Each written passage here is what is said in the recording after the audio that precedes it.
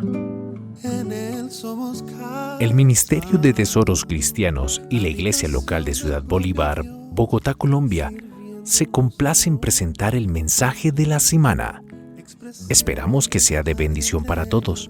Y recuerda, suscríbete, dale like, comenta y comparte. Mis hermanos, Romanos 5 en adelante, podríamos decir que hasta el capítulo 8 tiene como propósito mostrarnos los beneficios de la justificación, los privilegios de la justificación, los frutos de la justificación. Y en el capítulo que hoy, los versículos que hoy vamos a ver especialmente nos van a hablar del lugar que tienen las pruebas, los sufrimientos en la vida del creyente. Este pasaje es como un sándwich. La primera parte nosotros vamos a encontrar cosas que hemos recibido de Dios que tienen que ver con nuestro pasado, nuestro presente y nuestro futuro. La segunda parte del pasaje, que contiene el tema como tal, nos habla de las tribulaciones o de los sufrimientos que vive el creyente, pero especialmente este pasaje nos va a mostrar el propósito, por qué Dios permite que el creyente pase por tribulaciones. Y la última parte, que sería como el pan, el segundo pan que encierra el tema, sería aquella como aclaración final que Pablo hace acerca del amor de Dios. Un amor que tiene que ver con el Espíritu de Dios derramado en nosotros, y otro aspecto del amor que tiene que ver con la cruz. Entonces vamos a comenzar a meditar en los pasajes. La primera parte la vamos a usar como de introducción al tema, viendo los privilegios o los beneficios de la justificación. Entonces dice Romanos 5, verso 1. Dice ahí: justificados pues por la fe, tenemos paz para con Dios por medio de nuestro Señor Jesucristo. Eso es una conclusión de lo que viene viendo en los capítulos anteriores, los versos anteriores. Pablo dice: justificados pues, ¿cómo? Como lo veíamos el domingo anterior, por la fe. Entonces aquí Pablo comienza a mostrarnos que la justificación fue un acto divino que ocurrió en el pasado.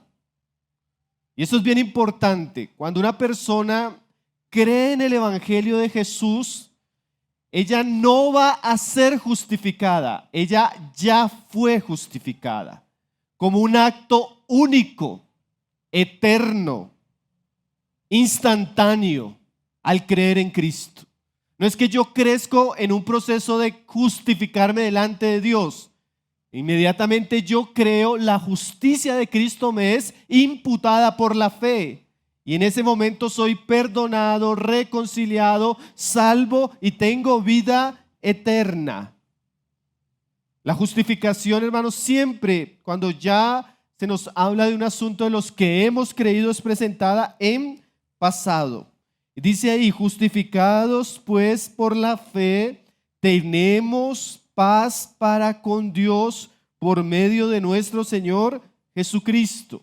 Entonces la justificación principalmente, hermanos, fue o tuvo como objetivo cambiar nuestra posición delante de Dios. ¿Qué significa eso? Por nuestros pecados éramos enemigos de Dios. Por nuestros pecados estábamos en rebelión contra su justicia. Inmediatamente yo creo por medio de Jesucristo en el Evangelio, inmediatamente Dios me justifica y mi posición delante de Dios cambia. Paso de ser un enemigo a estar en paz. Paso a estar reconciliado con Dios. Paso a tener comunión con Dios. Paso a ser hijo de Dios. Y todo eso sucedió inmediatamente creímos en el Evangelio por medio de nuestro Señor Jesucristo. Entonces esa paz no es una paz de sentimientos.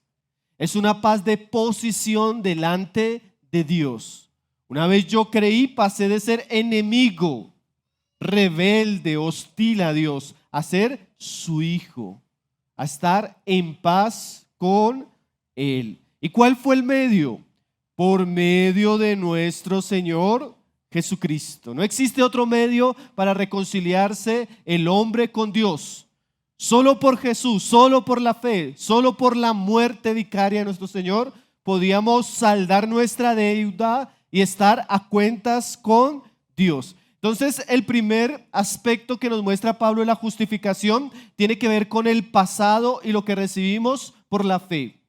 No importa cuántos años lleve de creyente, no importa cómo se sienta usted hoy, si usted creyó en Jesús, usted delante de Dios fue justificado y está en paz por medio de Jesucristo. No importa que tal vez usted esté en una disciplina, no importa que tal vez usted esté pasando por pruebas, el creyente puede tener la absoluta seguridad porque la Biblia afirma que él puede tener convicción de que ahora ha sido reconciliado con Dios. Pero también lo contrario. Si usted no tiene a Jesucristo, si usted no ha creído el Evangelio, si usted no ha entendido la obra de la cruz y puesto su confianza en el único medio que Dios le dio para salvarlo, usted está en enemistad contra Dios. Usted está en condenación. Y a usted no le espera la gracia y el amor de Dios, sino su juicio. Entonces, esa pregunta, si hemos creído en Él, en Cristo, es fundamental. Porque es a través de Él que nos reconciliamos con Dios, o es en rebelión a ese evangelio lo que nos coloca en una posición de condenación. Entonces, lo primero que Pablo nos habla a los creyentes es que por medio de la fe ya somos justificados y tenemos paz para con Dios. Eso habla del pasado, pero ahí Pablo ahora va a hablar del presente. Verso 2 dice,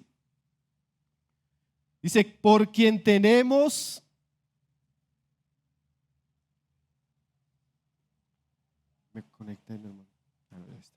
dice ahí, verso 2, por quien también tenemos entrada por la fe a esta gracia, en la cual estamos firmes. Ya se conectó, mi hermano. Entonces, el segundo aspecto ya no tiene que ver con el pasado, sino con el presente. Justificados por la fe, ya nos cambia la posición delante de Dios en cuanto a algo que ya sucedió. Pero ahora Pablo dice que actualmente en el presente, por esa misma obra que tenemos, por quien también tenemos entrada por la fe a esta gracia. O sea, el creyente no solo fue justificado y ahora está en una posición de paz con Dios, sino que por medio de Cristo ahora el creyente tiene acceso por medio de la fe a la gracia de Dios. Y un acceso continuo, un acceso que antes era imposible. Por eso el templo y el tabernáculo tenían la figura del velo, porque tanto los sacerdotes como el pueblo hasta un punto podían llegar. Pero lo que está diciendo Pablo es que ahora por medio de la fe en Cristo ya tenemos acceso, entrada permanente. ¿A dónde? Dice, a esta gracia en la cual estamos firmes. ¿Qué es gracia, hermanos? Y póngame atención porque de aquí en adelante estas verdades van a tener mucho que ver con lo que vivimos y experimentamos aquí en la tierra. ¿Qué es gracia? Bueno, algún comentarista decía que gracia es el favor inmerecido que Dios le ha dado a los hombres, generalmente usado por Pablo para hablar de la salvación. Algo que necesitábamos y no teníamos, que Dios nos dio inmerecidamente. Pero gracia también es una palabra que abarca todo lo que Dios hace y está haciendo y hará por nosotros. Entonces, la gracia no es solo la manera por la cual Dios nos salva, sino que también es la manera como Dios provee todos los recursos para que nosotros podamos vivir la vida que a Él le agrada. Entonces el creyente no solo mira atrás y dice, ya fui justificado por medio de la fe por Jesucristo, sino que el creyente ahora en el presente tiene la puerta abierta para recurrir a Dios y obtener de Dios todos los recursos que Él necesita para andar. No fue que Dios nos salvó y nos dijo, ahora defiéndanse, ahora mire cómo van a hacer. No, hermanos.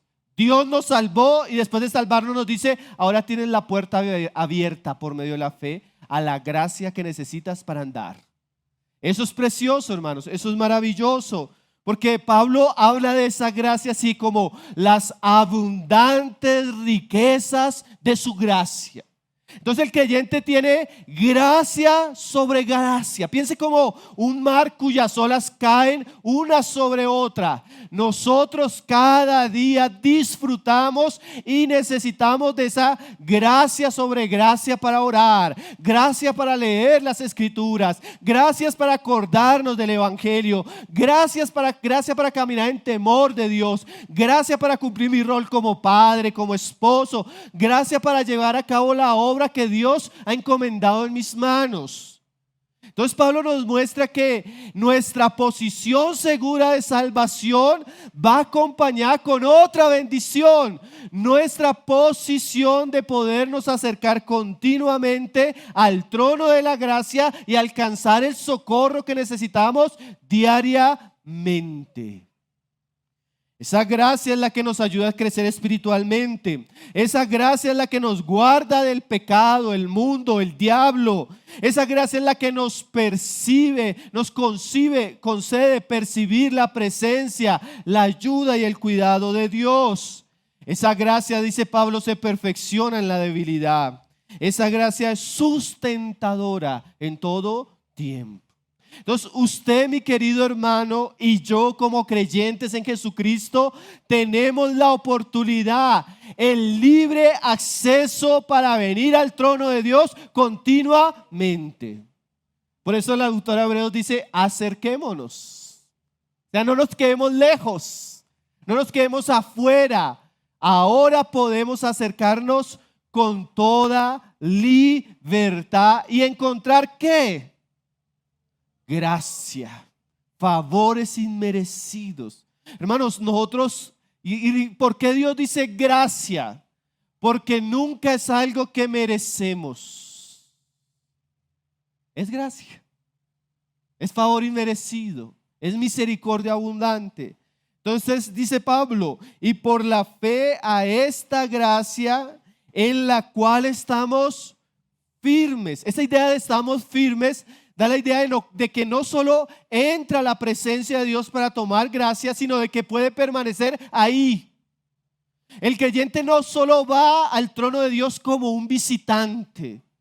Él puede establecer, andar y vivir permaneciendo en ese lugar, disfrutando de esa presencia por medio de Jesucristo, sin merecerlo. ¿Usted recuerda la historia en el Antiguo Testamento? ¿Quién recuerda la historia? ¿Hijo de quién? De Jonatán, lisiado.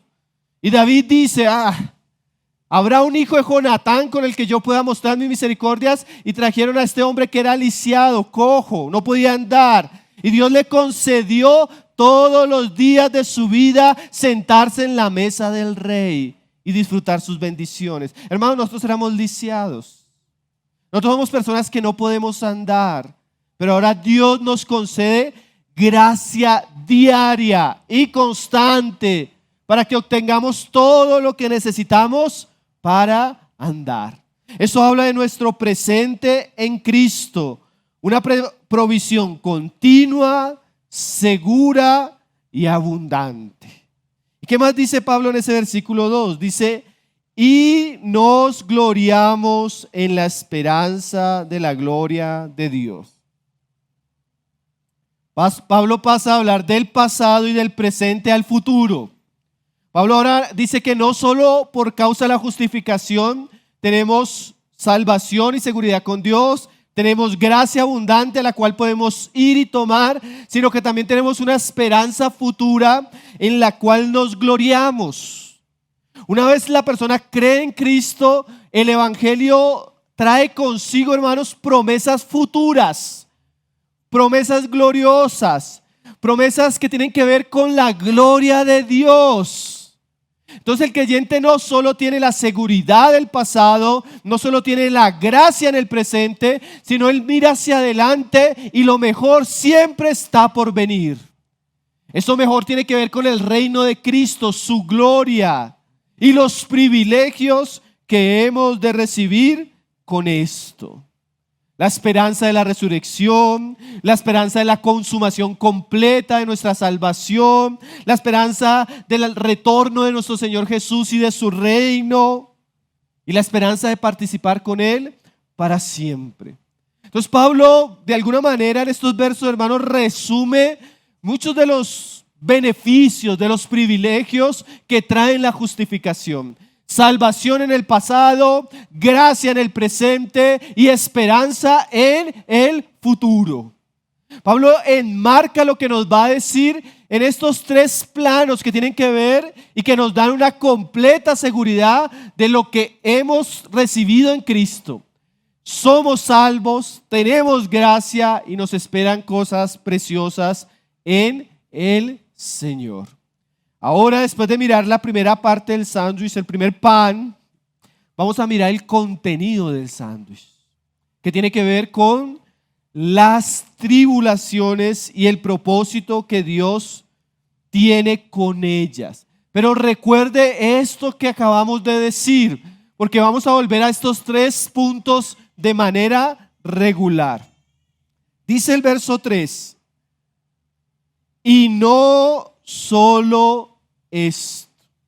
Hermanos, cuando usted recibe la salvación, usted recibe tantas cosas. A veces uno no se da cuenta todo lo que ha recibido. Y Pablo va a comenzar a enumerarnos todo lo que hemos recibido. Y ahora Pablo pasa a mostrarnos otro aspecto que Dios también nos concede con el creer, que hace parte de lo que vivimos en esta tierra. Y dice ahí, y no solo esto, sino que también nos gloriamos en las tribulaciones, sabiendo que la tribulación produce paciencia, y la paciencia prueba, y la prueba esperanza. Aquí Pablo nos va a decir que no solo esto, o sea, la vida cristiana no es solo que fuimos salvos, que tenemos gracia y que nos espera una gloria futura. Además de eso y en medio de todo eso, la justificación también Dios la usa para enseñarnos cómo vivir en esta tierra, especialmente cuando pasamos dificultades. Pablo usa un término ahí, dice, y nos gloriamos en las tribulaciones. La palabra tribulación es un término griego, dixis más o menos, que significa sufrimiento, opresión, y que el Nuevo Testamento lo usa para referirse a las aflicciones que pasa el pueblo de Dios, los cristianos. Quiere decir que hay cosas que el cristiano vive, sufrimientos, aflicciones, pruebas, privaciones, angustias, que son parte de la vida cristiana y que en un sentido, miren lo tremendo, hermanos, esas cosas no deberían avergonzarnos. No es que yo me convertí, ahora soy salvo, ahora tengo gracia, ahora tengo una esperanza y ahora todo me va a ir bien en esta tierra. Porque algunos, engañados por un falso evangelio, escuchan esas ideas y las creen. Pero la Biblia no asegura eso. La Biblia asegura que como parte de la salvación, a veces Dios nos concede la aflicción. Y que esa aflicción no debería llevarme a sentir miserable, triste, avergonzado, sino que, como dice Pablo acá, debe haber un sentido de gloria. ¿Qué significa nos gloriamos en las tribulaciones? Significa que nos gozamos alegremente cuando pasamos por ciertas situaciones. Y uno podría pensar, pero ¿cómo el sufrimiento trae alegría? Sí, naturalmente el sufrimiento produce lo contrario. Naturalmente el sufrimiento produce dolor, tristeza, vergüenza. ¿Cómo así que yo me glorío? ¿Cómo así que yo me gozo en las tribulaciones? Bueno, yo creo que como parte del argumento que Pablo va a decirnos es el saber por qué o para qué son las tribulaciones o qué producen las tribulaciones, porque él dice así, sino que también nos gozamos en las tribulaciones, nos gloriamos en las tribulaciones, y mire este verbo, sabiendo. O sea que si yo sé que algo que aparentemente es malo produce algo bueno, mi reacción ante eso va a cambiar. ¿Sí? Por ejemplo, usted va al odontólogo y el odontólogo le dice: usted tiene esa muela mala. Yo necesito abrir esa muela, yo necesito tratar esa muela, yo necesito sacar el nervio de esa muela y le va a doler. Pero después se le va a ir el dolor y va a ser un alivio para usted. Cuando usted sabe eso, de pronto no se ríe en medio del sufrimiento, pero usted tiene la esperanza de que eso tiene un propósito, ¿cierto, hermanos? Entonces la vida, y escúcheme bien esto, no se duerma. Entonces la vida tiene momentos que pasamos por cosas difíciles que el resultado es bueno, tanto que después podemos salir y decir: gloria a Dios por lo que viví, gloria a Dios por lo que pasé, gracias al Señor por esas situaciones. Entonces hay un sentido de gloria, de gozo por aquellas cosas que vivimos, sobre todo cuando entendemos, hermanos, que el sufrimiento es productivo. Y escúcheme también otra idea importante: cuando lo enfrentamos de manera correcta. El mismo sufrimiento que transforma es el mismo sufrimiento que a alguno lo puede desanimar. El mismo sufrimiento que produce cosas buenas, en otros puede producir cosas malas. Entonces, ¿cuál es la diferencia? Bueno, vamos a ver en relación a lo que ya habíamos dicho. Cuando yo experimento el sufrimiento, acudiendo regularmente al trono de Dios, tomando de la gracia que se encuentra en ese trono y viendo hacia adelante la esperanza que esto puede traer a mi vida. Entonces yo puedo experimentar el sufrimiento en Cristo por la fe, con gracia, con expectativa, y eso tener un gran resultado en mi vida. Pero lo mismo puede ser lo contrario.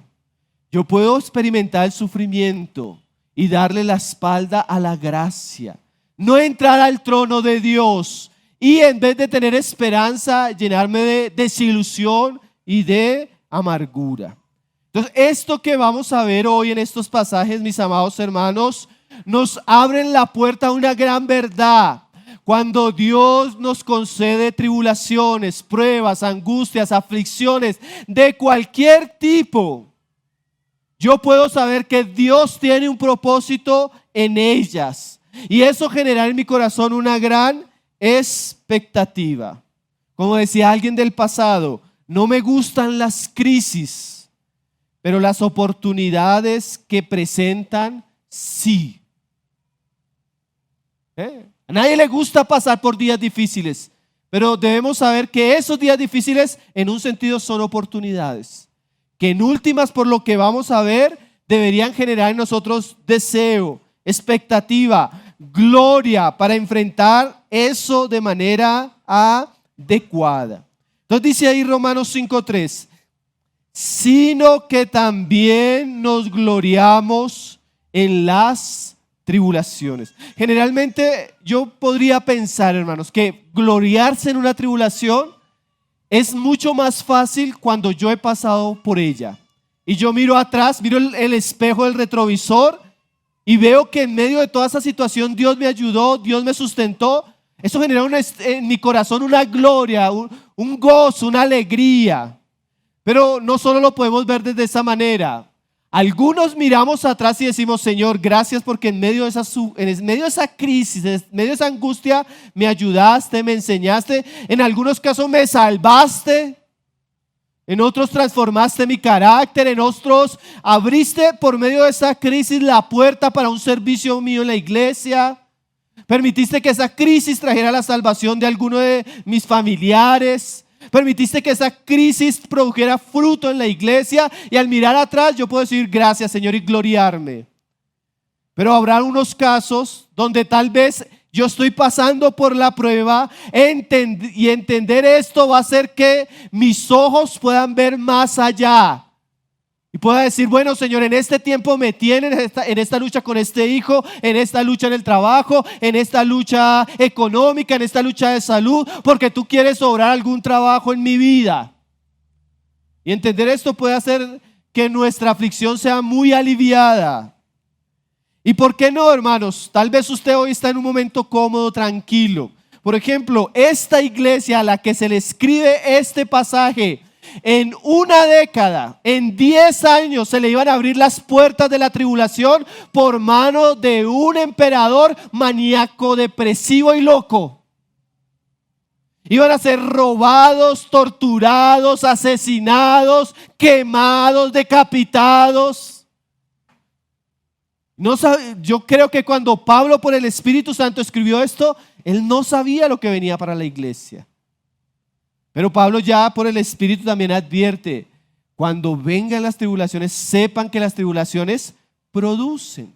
Entonces puede ser que usted de aquí a 1 año, a 2 años o a un periodo por la sabiduría de Dios, Dios quiera pasarle a usted por ciertos tipos de aflicciones, de angustias, de crisis, de conflictos espirituales. Lo que debemos saber es lo siguiente, hermanos. Sabiendo, hermanos, sabiendo. Sepa usted que si pasó, está pasando o va a pasar, las tribulaciones tienen propósito. Porque mire lo que dice ahí. Sabiendo que la tribulación que produce paciencia. Hermano, la tribulación va a producir 3 cosas en este contexto, en este pasaje. Paciencia, va a producir prueba y va a producir esperanza. La primera palabra, paciencia. ¿Qué significa paciencia? De alguna manera, la prueba, el dolor, la dificultad desarrolla en nosotros la capacidad de resistir. Paciencia. O sea que nadie tiene paciencia si no pasa por días difíciles, hermano. Sobre todo nadie tiene paciencia si no pasa por sufrimiento. Nadie aprende a resistir mientras no es puesto en condiciones que le lleven a resistir. ¿Sí? No es que usted dice, ay, voy el domingo, escucho una enseñanza sobre la paciencia y usted sale con paciencia. Usted entiende lo que es la paciencia, pero no tiene la paciencia. ¿Esa paciencia dónde se forma? Sí, escúcheme bien esto, situaciones y personas difíciles. Situaciones que usted no controla y personas que son difíciles. Adversidades, contrariedades, situaciones que afligen su alma, situaciones que son adversas. Entonces, paciencia se puede traducir como resistencia, constancia, firmeza ante personas o circunstancias difíciles. Miren las definiciones que daba algunos diccionarios sobre paciencia. Paciencia es el espíritu que aprende a enfrentar adversidades y las supera. Paciencia consiste en esperar persistentemente manteniéndose fiel.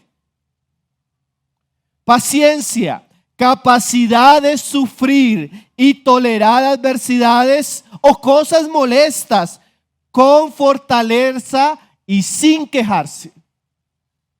Paciencia no es resignación, sino una firmeza varonil.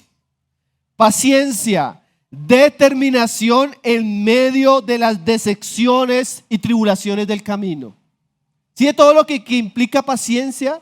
Entonces Dios me permite el sufrimiento, la aflicción, la contrariedad, la adversidad, queriendo que yo sea un cristiano que aprenda a resistir, a soportar, a ser constante, a ser fiel ante los desafíos que experimento.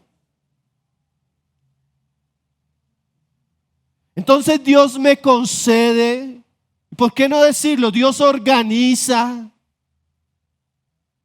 momentos, dificultades en mi vida familiar, en mi vida laboral, en mi vida de iglesia, en mi vida económica, en mi vida de salud. Situaciones, personas difíciles que tienen un propósito: madurarme, santificarme, formar mi carácter, hacerme fiel, hacerme constante, hacerme maduro.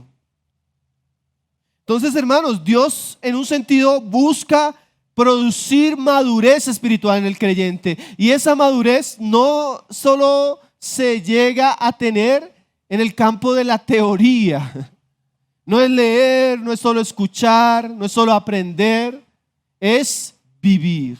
Y sobre todo vivir situaciones adversas. Ahora, ¿qué hace que un cristiano pueda soportar la dificultad, la adversidad, el tiempo de crisis, el tiempo de angustia, el tiempo de prueba? Que ese cristiano, aunque está en esa prueba, él tiene un trono con una puerta abierta que le provee toda la gracia que necesita.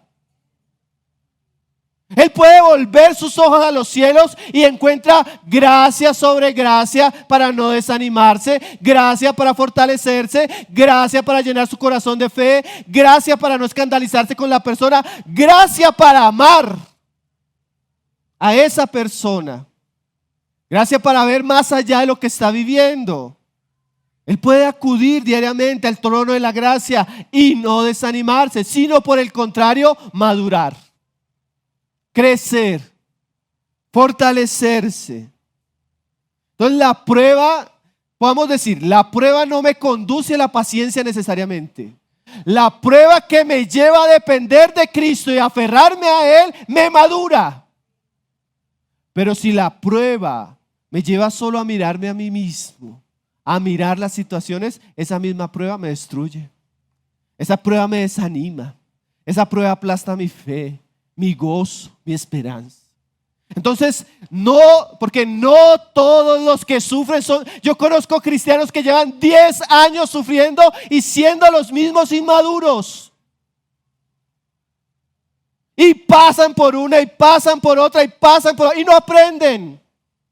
No se consagran, no se santifican, no maduran, no hay fruto, no hay nada. ¿Qué pasó? La prueba no aprendió a conocer y a depender de Cristo en medio de ella. Antes usted los ve más incrédulos, más inmaduros, más murmuradores, más necios. Como alguien decía, el mismo sol que ablanda el barro endurece la piedra. Entonces, no es solo la prueba que nos lleva a Cristo, al trono, a la gracia, que nos une a Él, que nos llena de su gracia, nos madura y produce paciencia. Ahora yo comienzo a preguntar, hermano, ¿usted está pasando alguna dificultad? ¿Alguna prueba, alguna angustia? Y pregunto, ¿en esa prueba usted está madurando? ¿En esa prueba usted está volviendo más fiel, más resistente? ¿En esa prueba usted está viendo el carácter, el gozo, el amor de Cristo en su vida? Usted es una persona que está pasando por dificultades, pero sigue firmemente, constantemente al Señor en medio de sus dificultades. ¿Cómo está su corazón? ¿Lleno de fe, lleno de gracia, lleno de esperanza? ¿Su relación con Cristo ha crecido en estos tiempos? Aunque las situaciones no cambien, porque hermanos, definitivamente, como decía Madame Guyon, las situaciones no cambian hasta que nosotros no cambiamos. Y nuestra oración muchas veces es: Señor, cambia esto, cuando lo que Dios quiere cambiar es nuestra vida. Es una reflexión que yo hago. Si esto no ha cambiado en mi vida, si esta situación adversa no se ha ido, es porque no ha cumplido su propósito en mí. Y tal vez voy a necesitar más tiempo en esta situación, con esta persona. Entonces las pruebas, hermanos, sepamos. Porque usted a veces le ora al Señor: Señor, ¿por qué permites esto? ¿Es cierto? Bueno, sepamos que Dios lo permite para que usted aprenda a ser paciente. Porque esta persona no cambia y no cambia y es lo mismo, y le hablo y no cambia y no cambia, porque aunque él no cambie, al usted experimentar la gracia de Dios en la situación, usted sí está cambiando. Lo peor es cuando él no cambia y usted tampoco. Cuando el niño no cambia y usted tampoco. Cuando el cónyuge no cambia y usted tampoco. Cuando el hermano difícil de la iglesia no cambia y usted tampoco. Ese es el problema. Las tribulaciones, hermanos, producen paciencia. Pero no solo eso, ¿qué más producen? Prueba. Esa palabra en el griego, dokime, era una palabra que se usaba, hermanos, cuando usted tenía un metal, usted tenía oro, y lo llevaba ante la persona especialista. Esa persona lo pasaba por el fuego, quitaba las impurezas del oro y cuando lo traía ya puro, decía, está doquimé, está aprobado. Entonces era una palabra que se refería a algo que era probado para ser probado o aprobado. ¿Sí? Da la idea de algo que es reconocido como auténtico. ¿Qué significa eso, hermanos? La prueba, cuando se experimenta en Cristo, en Dios, nos madura y nos da como un carácter, ¿cómo decirlo? Como un sello de aprobación. ¿Usted quiere saber qué tipo de cristiano es usted? Espere, pase pruebas. Ahí usted se va a dar cuenta si es un cristiano auténtico, genuino, verdadero. Es ahí, no es en otro lugar, hermanos. Por más que nosotros hagamos el esfuerzo, yo creo que todos, sobre todo los que estamos sirviendo al Señor, hacemos el esfuerzo que cuando predicamos el evangelio, que cuando llevamos a una persona al bautismo, que cuando encomendamos un servicio en la iglesia, podamos de alguna manera pensar por lo menos que esa persona sea una persona genuinamente cristiana, genuinamente nacida de nuevo, genuinamente un hijo de Dios. Pero a veces no alcanzamos a conocer a profundidad la clase de fe que tiene esa persona. Pero espere que vengan las pruebas. Ahí la prueba aprueba o desaprueba. Ahí la prueba muestra que es auténtico, genuino, verdadero y que no. Entonces, la idea es que las pruebas son como un test que Dios nos hace. Para que nosotros nos demos cuenta si nuestra fe realmente es en Cristo, si nuestra fe es genuina, si realmente le amamos a Él sobre todas las cosas y estamos viviendo para su gloria, o si hay impurezas y cosas en nosotros que realmente han atrapado nuestro corazón. Hermanos, si la verdad es que cuando viene la prueba de la tentación, la prueba de la dificultad, las pruebas de los desafíos, la persona llega a conocer cosas que ni ella misma conocía. Yo he escuchado hermanos que me dicen, hermano, ¿sabe que yo no sabía cuán mal carácter tenía hasta que llegó la prueba del matrimonio? Ahí salió. Yo no sabía, hermano, que era tan iracunda hasta que tuve mi primer hijo. Yo no sabía que era tan difícil hasta que comencé a trabajar con los hermanos. Oiga, hermano, yo no sabía que había tanto orgullo hasta que entré al grupo de alabanza. Porque ahí en medio de esos ambientes, ¿qué comienza a suceder? El fuego de la situación comienza a sacar lo que hay en nosotros, hermano. Hay cosas que ni queremos, que ni nos gustan, que Dios necesita ¿qué? Purificar, quemar. Entonces, de alguna manera, hermanos, Dios permite las pruebas. Escúcheme bien esto, para hacer nuestra fe más preciosa que el oro, para hacer nuestra vocación, nuestra devoción, nuestro amor a Dios auténtico, genuino. Si nuestra fe, nuestra devoción, escúcheme bien esto, si nuestra fe y nuestra devoción no supera la prueba, no era verdadera. Era una ilusión.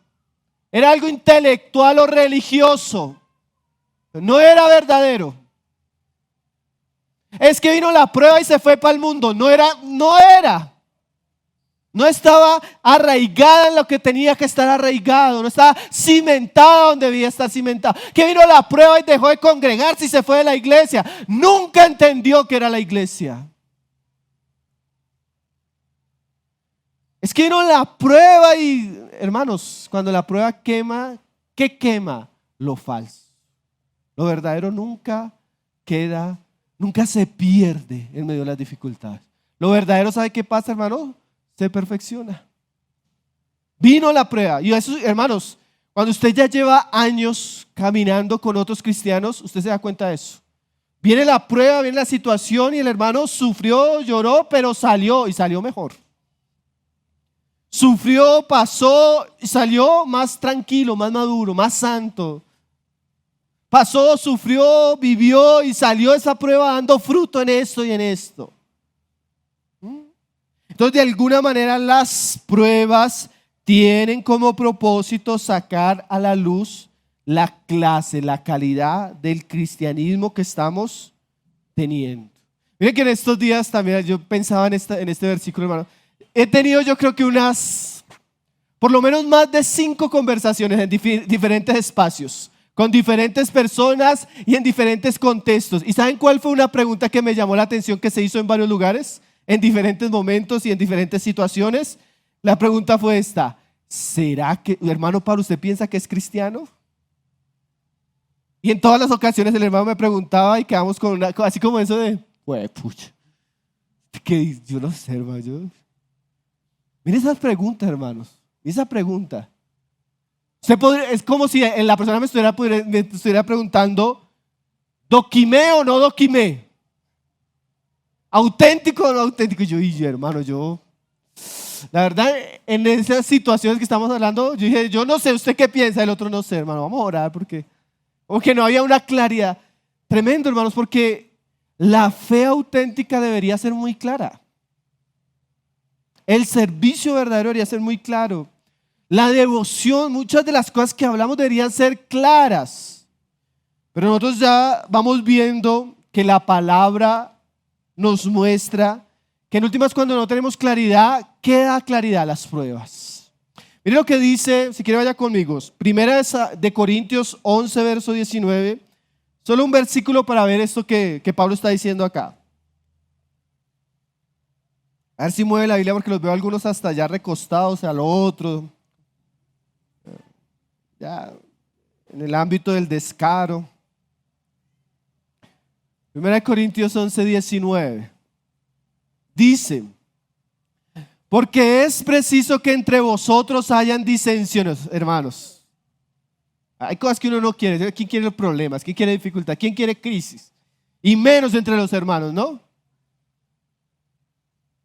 Pero ¿qué sucede en medio de esos tiempos? Dice, para que se hagan manifiestos entre vosotros los que son aprobados. No son todos los que están, ni están todos los que son. Y las crisis hacen separación, hermano. Las pruebas hacen separación. Los días difíciles hacen separación entre los que son y no son aprobados. Entonces la crisis, hermano, la dificultad hace que yo pueda de alguna manera, al pasar por ella, experimentar la gracia, vivirla en el nombre del Señor y superarla. Yo puedo decir, no, sí, yo creo verdaderamente. Soy un cristiano auténtico, mi fe es genuina en Cristo, en Dios, capaz de pasar por eso. Y no solo yo puedo decir eso, los otros pueden decir, oiga, mi papá y mi mamá, con todo lo que sufrieron, con todo lo que vivieron, con lo difícil que era la iglesia, se mantuvieron siempre firmes siguiendo al Señor. Qué lindo escuchar a unos hijos decir así, ¿no, hermanos? O qué lindo decir que la iglesia diga, no, los hermanos, aunque han pasado pruebas, aunque han pasado luchas económicas, familiares, siempre se han mantenido sirviendo fielmente al Señor. Estables, constantes, firmes, gozosos, esperanzados. Qué bueno poder decir, mira, este hermano soltero, 30 años, pero a pesar de su soltería se mantuvo firme al Señor. Damos testimonio de su fe, de su convicción, de su compromiso. Doquimé, una fe auténtica, una fe genuina. Vamos, la Biblia tiene muchos testimonios de hombres cuya fe era auténtica. Pablo dice de Gallo, me gozo como los hermanos vienen y dan testimonio de que andas en la fe.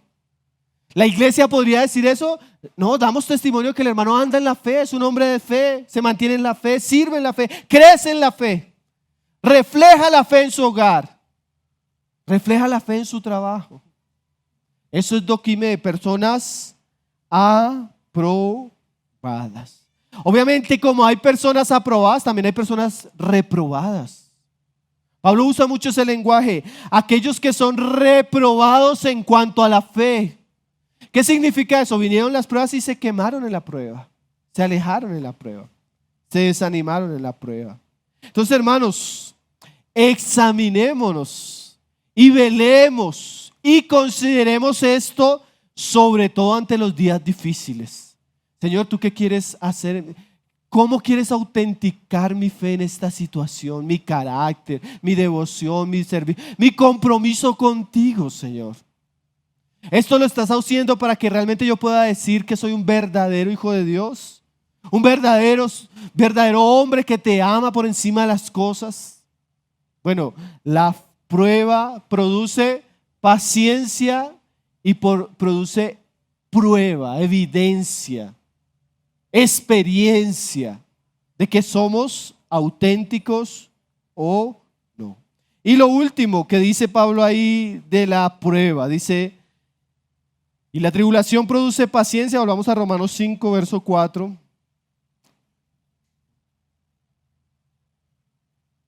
Yo digo, el Señor permite el calor del salón, ¿para qué, Señor? Producir paciencia, producir prueba, producir sueño. ¿Qué será? Es lo que dice como último aspecto, hermanos. Y la paciencia prueba, y la prueba esperanza. Aquí esta palabra esperanza en este contexto es bien interesante, hermanos. Las tribulaciones, además de producir madurez, paciencia, además de dar evidencia, prueba de nuestra autenticidad, las pruebas y las aflicciones quieren producir en nosotros esperanza. ¿Qué significa eso? Bueno, yo digo que esto tiene dos aspectos, el negativo y el positivo. El negativo es que las pruebas, de alguna manera, cuando uno comienza a analizar las pruebas, una prueba de salud, una prueba matrimonial, una prueba con hijos, una prueba económica, una prueba con personas difíciles en el lugar que nos encontremos, generalmente la prueba va a ser algo interesante en nuestro corazón, que es algo negativo. Y ¿saben qué, hermanos? La prueba nos quita el amor a las cosas que no son Dios mismo. Cuando yo comienzo a sufrir con este cuerpo, la prueba debería generar en mí la esperanza de un cuerpo glorioso. Cuando yo tengo una prueba, hermanos, cuando yo tengo una prueba en el trabajo, mi corazón comienza a perderle el sabor a eso. ¿Y saben por qué, hermanos? Porque en últimas Dios no quiere que yo ame eso. Eso es pasajero. Sufro por cosas que son vanidad de vanidades.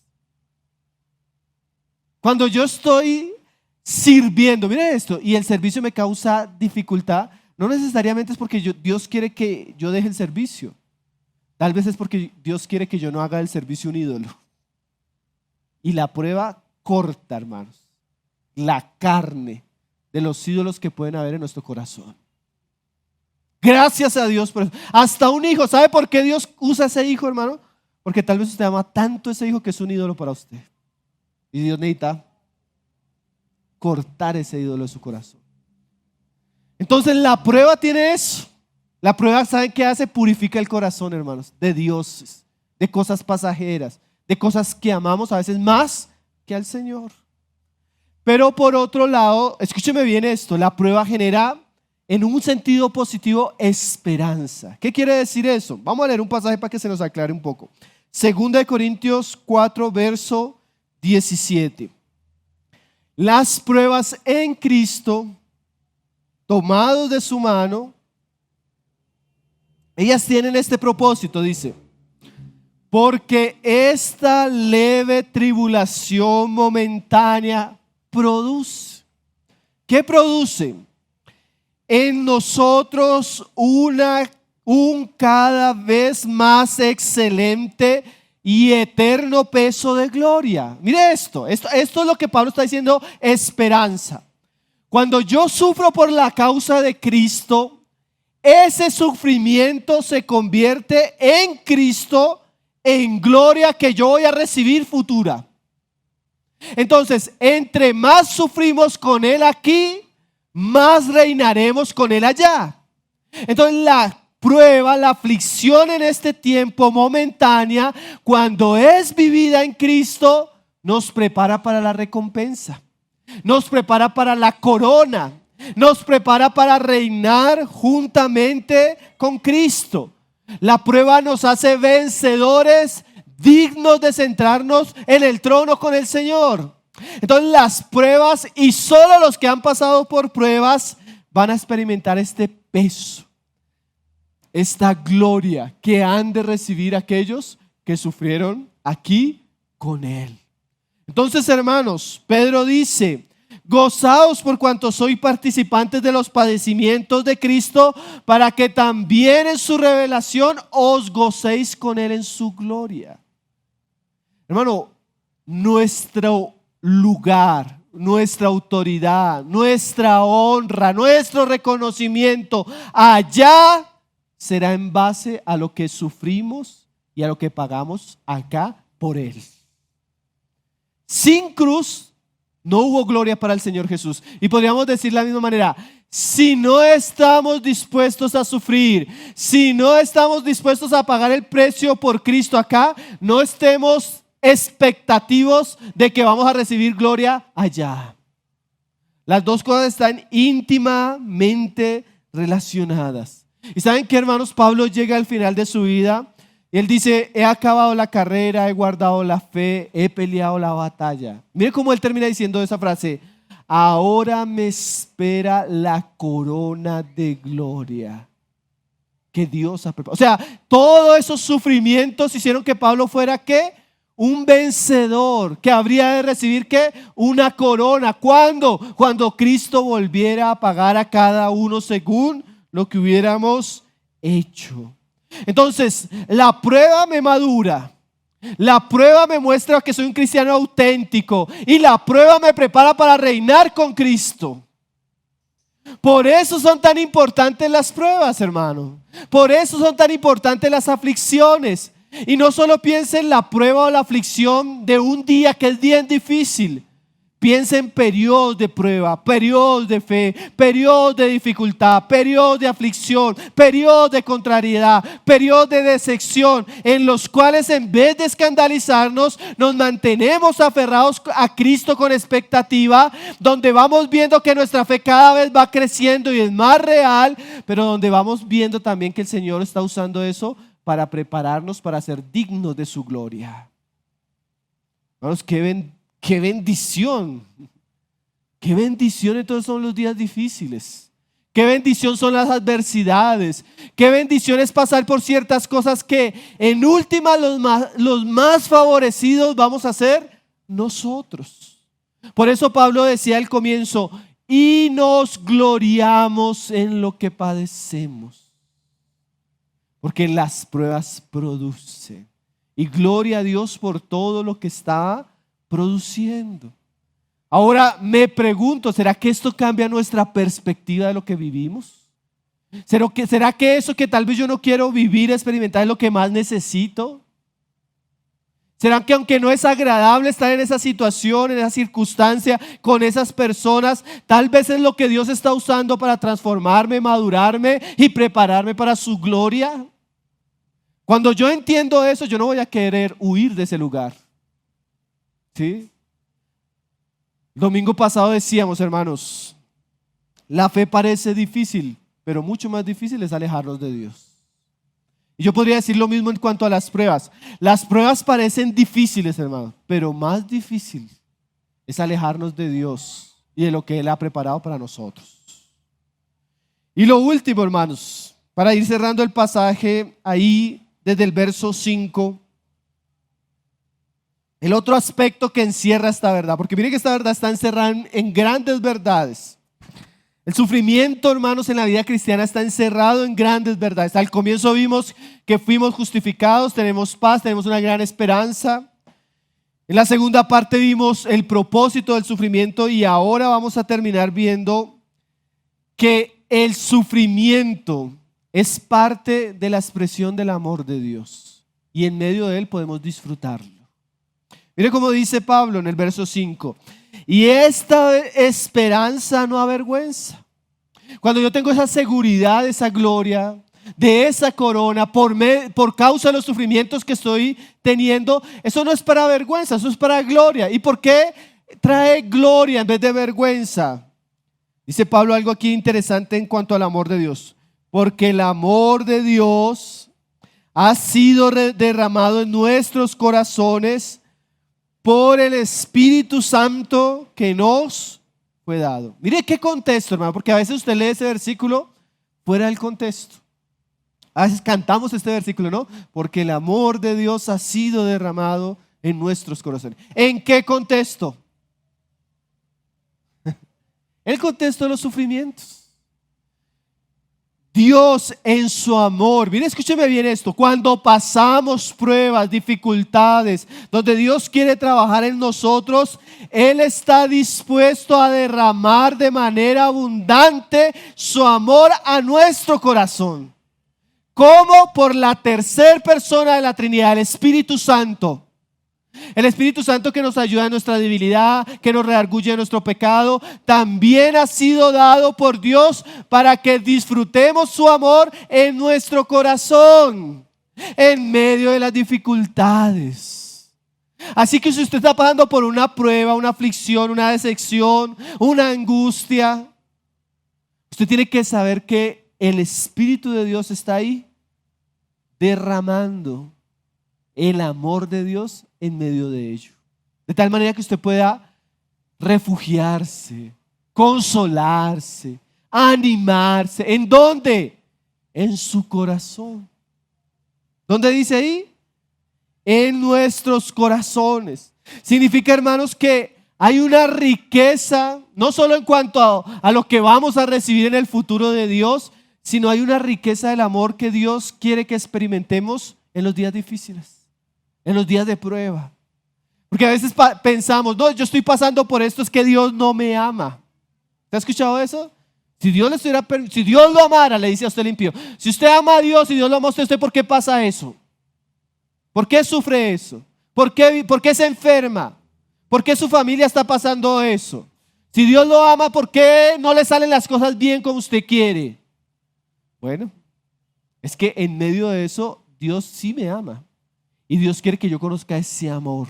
¿En dónde? No en las situaciones. Porque miren, hermanos, no en las situaciones ni en las personas. Él quiere que disfrute ese amor en el corazón. O sea que en medio de la aflicción Dios puede cultivar mi corazón con bendiciones de amor ministrado en todo ese tiempo. Cuando uno escucha, hermanos, a los hombres que han pasado en la historia de la iglesia sufriendo, viviendo el martirio, ¿cómo ellos hablan de su corazón, hermanos? Y usted se da cuenta que ellos no tenían ni un corazón amargado, ni un corazón resentido. Ellos oraban por sus verdugos. Ellos veían la muerte con expectativa. Ellos hablaban con gracia a los que los oían. ¿Qué tenían ellos? Amor. ¿Cómo? Por el Espíritu de Dios abundando en sus corazones.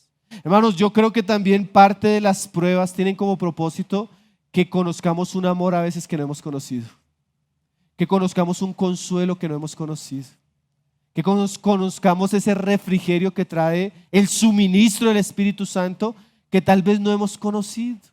Porque como decía Job, de oídas te hemos oído. Y a veces de verdad uno ve, sabemos cosas, entendemos cosas, oímos cosas, pero llega el momento donde el Señor quiere que experimentemos cosas genuinas, verdaderas. Y una de esas es el amor de Dios. Y otro aspecto del amor de Dios, que es con el que cierra Pablo el pasaje, verso 6 en adelante. Porque Cristo, cuando éramos débiles, a su tiempo murió por los impíos. Ciertamente apenas morirá alguno por un justo, con todo pudiera ser que alguno osara morir por el bueno. Mas Dios muestra su amor para con nosotros en que aun siendo pecadores, Cristo murió por nosotros. Esto es otra cosa importante, hermanos. Y aquí vamos cerrando. Solo les pido 5 minutos de atención, porque esto es bien importante lo que estamos cerrando, hermanos. Cuando pasamos por momentos difíciles, como decíamos ahora, pareciera que Dios nos dejó de amar. Pero Pablo sube su argumento de menor a mayor en el sentido de que cuando estamos pasando por pruebas, recordemos que Dios nos amó de tal manera que entregó a su Hijo por nosotros.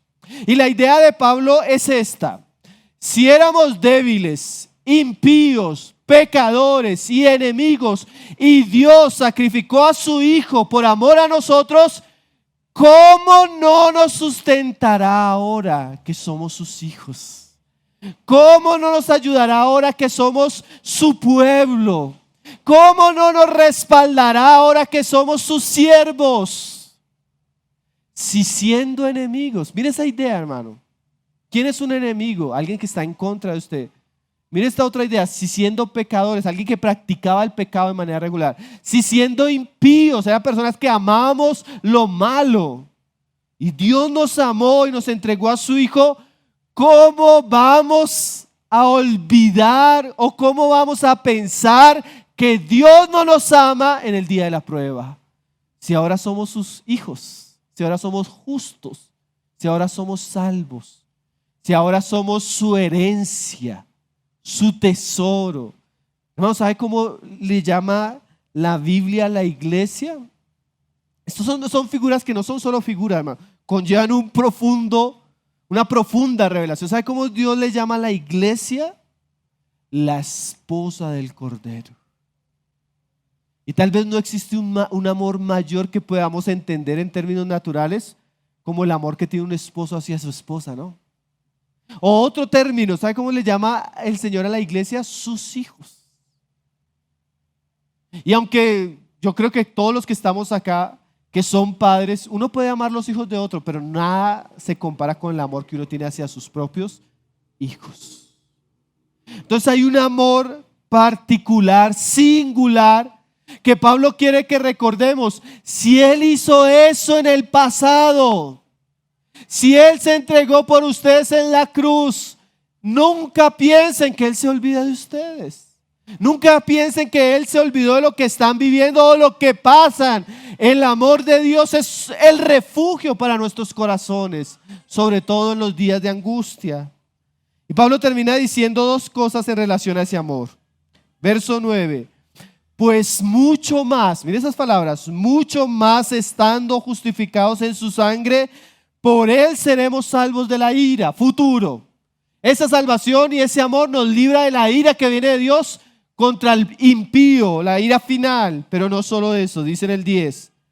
Porque si siendo enemigos fuimos reconciliados con Dios por la muerte de su Hijo, mucho más estando reconciliados seremos salvos por su vida. Y eso es lo mismo que decía al comienzo, hermanos. Ahora reconciliados, el creyente por Cristo, por la vida de Cristo, por la victoria de Cristo, es salvo. Y no solo esa salvación que ya hablamos de justificación, sino el salvo en el sentido de vencedor, victorioso en medio de las situaciones. Dice, seremos salvos por su vida. Y dice el verso 11, es que es mucho, ¿no? Y no solo esto. Estos versículos darían, hermanos, para enfatizar, y no solo esto, y no solo esto, y no solo esto, sino que también nos gloriamos en Dios por el Señor nuestro Jesucristo, por quien hemos ahora recibido la reconciliación. Hermano, todo esto, la reconciliación, la justificación, el ser librados de la ira y el poder permanecer en Dios dando fruto en medio de las pruebas, es obra de nuestro Señor Jesucristo. Y en Él nos gloriamos. O sea, si pasamos por pruebas y estamos pasando por pruebas y experimentamos la vida y la victoria del Señor, no es para gloriarnos en nosotros, es para volver y decir, Señor, gracias por tu Hijo Jesucristo. Porque Él me ha salvado, Él me ha sostenido, Él me ha formado y Él me está preparando para su gloria. Es en Él, por Él y para Él que tú permites que yo viva todas estas cosas. Y en Él y en ti me glorío, Padre, por todo lo que estás haciendo en mi vida por medio de tu Hijo Jesucristo. Así que, hermanos, entendamos que las pruebas son parte de la vida cristiana. Y entendamos que las podemos experimentar por medio de Jesús y dar el fruto que Él espera de nosotros. Amén. Señor, siga ayudándonos, siga fortaleciéndonos Y como lo hemos visto hoy, hermanos, que el Señor amplíe nuestra visión, porque la gracia y la salvación trae muchísimas bendiciones para nosotros, como la bendición del sufrimiento. Vamos a orar y vamos a dar gracias al Señor por este tiempo, hermanos. Padre, te damos gracias, Señor. Gracias por tu palabra, Señor, porque tu palabra nos muestra las riquezas, la abundancia de la gracia, Señor. La gran salvación que hemos recibido, Señor. Gracias por tu Hijo Jesucristo, Señor, porque es por medio de Él que hemos sido justificados, Señor. Por medio de Él es que tenemos hoy paz contigo, Señor. Por medio de Él es que tenemos esperanza futura, Señor. Pero también por medio de Él podemos enfrentar los días difíciles, Señor. Crecer en los días difíciles, Señor. Autentificar nuestra fe en los días difíciles. Y también ir produciéndose en nosotros peso de gloria en aquellos días difíciles. Gracias, Señor, por tu amor, Señor, tu amor derramado cada día, Señor. Cada día podemos volver a ti y encontrar esa gracia bendita, Señor. Ese consuelo bendito, Señor. Ese amor bendito, Señor. Gracias porque ese amor, Señor, que te llevó a la cruz, Señor, hoy nos sostiene, Señor. Hoy nos das fuerza, Señor. Hoy nos da aliento, Señor. Por tanto, como dice tu palabra, no desmayamos, Señor, sino seguimos adelante, Señor.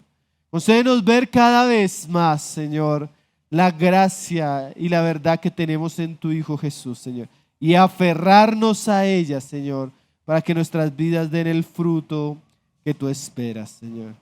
Queremos orar especialmente por aquellos que están siendo afligidos, Señor. Por aquellos que están pasando pruebas en estos días de su fe, Señor. Que tú les acerques a ti, Señor. Que ellos te puedan conocer, Señor. Que ellos puedan conocer tu gracia, que fortalece, que restaura, que da esperanza, Señor. Aún, Señor, que una vez cumpliendo el propósito tuyo en estas pruebas, tú des la salida, Señor. Tú muestres, Señor, qué es lo que tú tienes para cada uno de tus hijos, Señor. Te alabamos, te exaltamos, te agradecemos por hoy habernos reunido para lo mejor, Señor. Para estar a tus pies, Señor, para escuchar tu palabra, Señor. Y para ser edificados mutuamente, Señor, tanto en la adoración como haciendo memoria de ti. Guarda este comienzo de semana, Señor. Comendamos nuestras vidas, Señor. Y ayúdanos a recordar tu palabra en todo tiempo, Padre. Lo pedimos, Señor, en el nombre glorioso de tu Hijo Jesús, Señor. Amén. El Ministerio de Tesoros Cristianos y la Iglesia Local de Ciudad Bolívar, Bogotá, Colombia, se complace en presentar el mensaje de la semana. Esperamos que sea de bendición para todos. Y recuerda, suscríbete, dale like, comenta y comparte.